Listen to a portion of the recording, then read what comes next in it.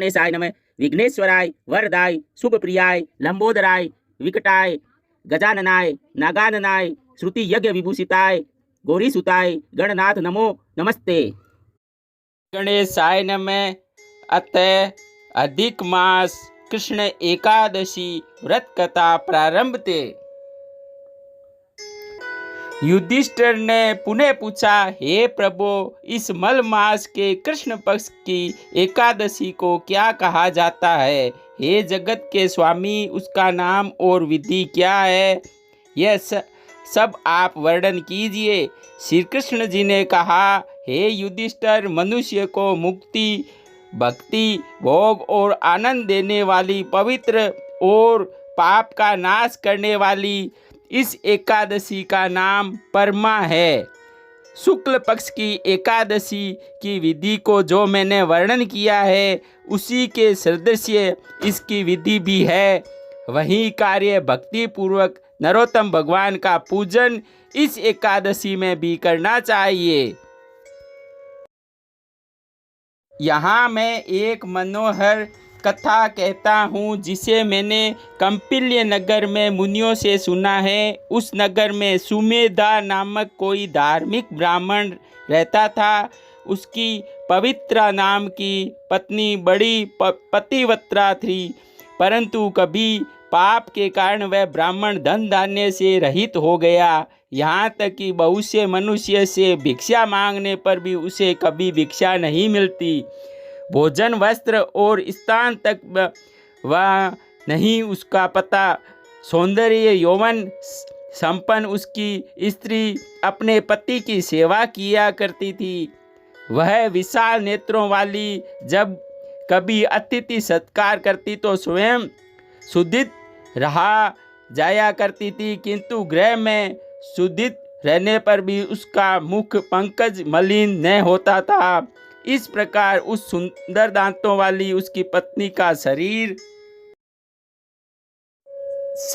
कृष्ण होने लगा। गृह में अन्न का अभाव था।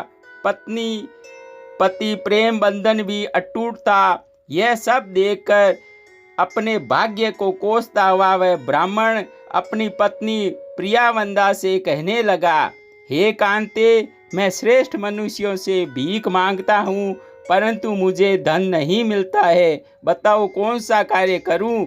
हे सुमुखी, मैं क्या करूं, कहाँ जाऊं, तुम मुझसे कह। हे सुद्रोणी, धन के बिना गृह का कार्य सिद्ध नहीं होता है। धन प्राप्ति के लिए मुझे विदेश जाने की आज्ञा दो। उस देश में जाने पर जो मेरे भाग्य में मिलेगा, बिना उद्यम किए कार्यों से शुद्धि नहीं मिलती है। इसलिए बुद्धिमान सर्वथा शुभ उद्यम की प्रशंसा करते हैं। पति का यह वचन सुनकर सुनिया ने नेत्रों में आंसू भरकर दोनों हाथ जोड़कर गर्दन नीची करके नम्रता पूर्वक बोली, तुम्हारी आज्ञा पाकर मैं कहती हूँ कि आपसे अधिक विद्वान कोई नहीं है। भलाई की इच्छा करने वाले मनुष्य अपतृतग्रस्त रहने पर भी सर्वदा यही कहा करते हैं कि पृथ्वी मंडल पर जो जहाँ कहीं कुछ मिलता है वह पूर्व जन्म के दिया हुआ ही होता है। बिना पूर्व जन्म के दिए हुए स्वर्ण के पर्वत मेरू पर भी कुछ नहीं मिलता है। पूर्व जन्म में जो विद्या, धन और पृथ्वी दी जाती है वही इसी जन्म में मिलती है। ब्रह्मा ने ललाट पे जो लिख दिया वही मिलता है। बिना दिए हुए भी कुछ प्राप्त होता है। हे विपेंद्र, पूर्व जन्म में हमने या तुमने न्यायाधिक पृथ्वी और धन कुछ भी सत्य पात्र को दान नहीं दिया। इस देश में या परदेश में सर्वत्र दिया हुआ ही मिलता है। सब में प्रधान अन्न तो बिना दिए कदापि नहीं मिलता। हे विप्रे, इस कारण मुझे और आपको इसी स्थान में रहना चाहिए। हे महामुनि, आपके बिना क्षण मात्र से मैं नहीं रह सकती। पति के बिना माता पिता, भाई, सास, ससुर और कुटुंबी स्वजन भी स्त्री का सत्कार नहीं करते तो दूसरे कैसे करेंगे? पति हिना को दुर्भागा कहकर निंदा करते हैं। अतएव इसी स्थान में रहकर जितना धन मिले उसी से संतुष्ट होकर सुख विहार कीजिए। आपके भाग्य में इसी देश में सुख प्राप्त होगा। अपनी स्त्री की वाणी सुनकर वह विचक्षण उसी नगर में रहने लगा।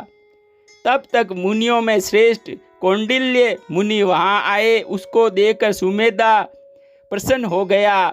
उसकी स्त्री सही शीघ्रता से उठ बारंबार सिर झुकाकर उनको प्रणाम करने लगा। मैं धन्य हूँ जो आपने दर्शन देकर मुझे अनुग्रहित किया। मेरा जीवन आज सफल हुआ। मेरे बड़े भाग्य से आपका दर्शन हुआ। मुनि के इस प्रकार कहे और सुंदर आसन देकर उसने मुनि की पूजा की। उन दंपति ने विधि पूर्वक मुनि को भोजन कराया तथा उस श्रेष्ठ स्त्री से पूछा, हे विद्वान, किस प्रकार दरिद्रता का नाश होता है?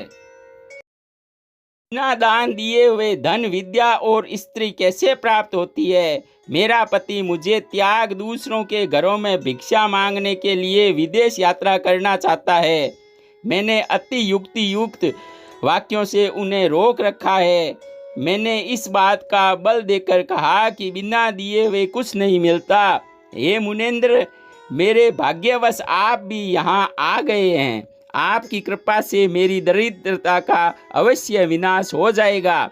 हे विपेंद्र, किस उपाय से अवश्य दरिद्रता नष्ट हो जाएगी? हे कृपा सिंधु, जिससे मेरी दरिद्रता छूट जाए, ऐसे व्रत, तीर्थ और तप आदि का वर्णन कीजिए। हे मुनिवर, उस सुशीला का भाषण सुनकर मन में सब पापों, दुखों और दरिद्रताओं का नाश करने वाले उत्तम व्रत का विचार करने लगे। मल मास के कृष्ण पक्ष में मुक्ति, भक्ति और पुण्य को देने वाली सबसे श्रेष्ठ परमा नामक की प्रसिद्ध एकादशी होती है, जो विष्णु भगवान को भी अति प्रिय है। उसकी उपासना करने से मनुष्य अन्न धन से संपन्न हो जाता है। इस व्रत के विधि पूर्वक गीत, नृत्य और जागरण करना चाहिए। इस सुंदर व्रत को करने के लिए कुबेर ने किया। शंकर जी ने प्रसन्न होकर उनको धन का स्वामी बना दिया। पुत्र विक्रय होने पर भी राजा हरिश्चंद्र ने यह व्रत किया, जिससे उनकी स्त्री और अष्टक राज्य पाया।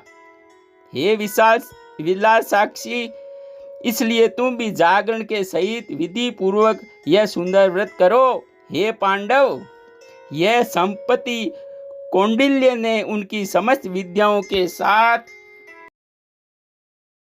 बहुत संतुष्टि प्रेम के साथ उस स्त्री को दी तथा उस ब्राह्मण से पंचरात्रि का शुभ व्रत वर्णन करने लगे, जिससे अनुष्ठान से मुक्ति प्राप्त होती है।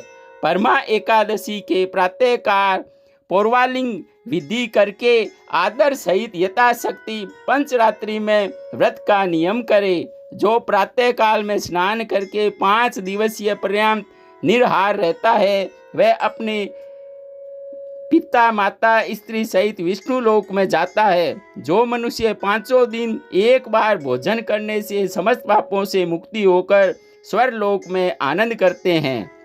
जिस मनुष्य के 5 दिवस स्नान करने से विधिवत ब्राह्मणों को भोजन कराया, उसने देवता, राक्षस और मनुष्यों सहित सबको भोजन करा दिया।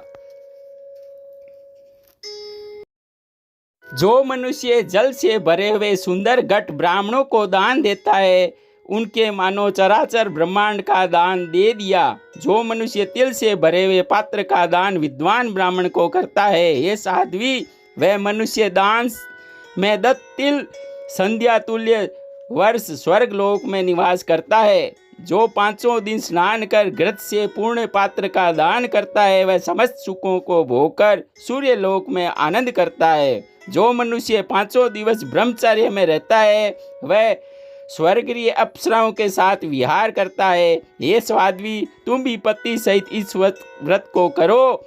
ये सुवेत्रे, इस व्रत को करने से अन्न धन से परिपूर्ण होकर अंत समय में तू स्वर्ग लोक को जाएगी। लिल्य मुनि के इस प्रकार कहने पर स्त्री पति सहित मलमास या अधिक मास में स्नान करके मुनि की हुई विधि के अनुसार व्रत करने लगी। परमा एकादशी और पंचरात्रि का व्रत पूर्ण होने पर पति सहित उस रात्रि में राजभवन में आते हुए राजकुमार को देखा।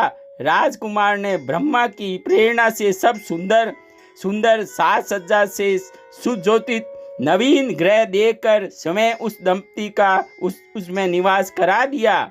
सुमेधा की तपस्या से प्रसन्न होकर राजा ने उस ब्राह्मणी की जीविका से निमित्त एक गांव देकर दंपति की स्तुति की और वह गृह चला गया।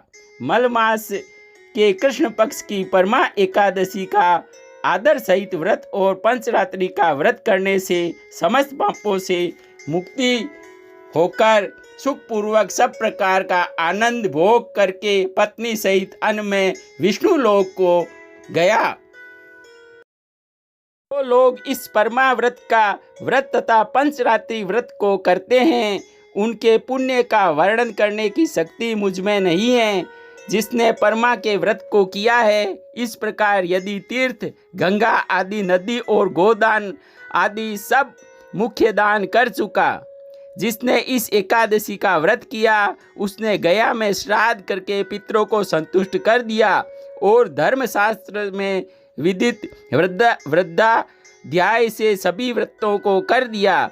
जैसे मनुष्य में ब्राह्मण, चतुष्पदों में गो और देवताओं में इंद्र श्रेष्ठ है, इसी प्रकार मासों में मलमास या अधिक मास श्रेष्ठ है। मलमास की पंचरात्रि महापापों का नाश करने वाली है। मास की पंचरात्रि महापापों को हरने वाली कही जाती है। उस पंचरात्रि में परमा तथा पद्मिनी नाम की एकादशियां पापों को सोखने वाली होती है। बुद्धिमान को अस्वस्थ रहने पर भी यथाशक्ति इनका व्रत करना चाहिए।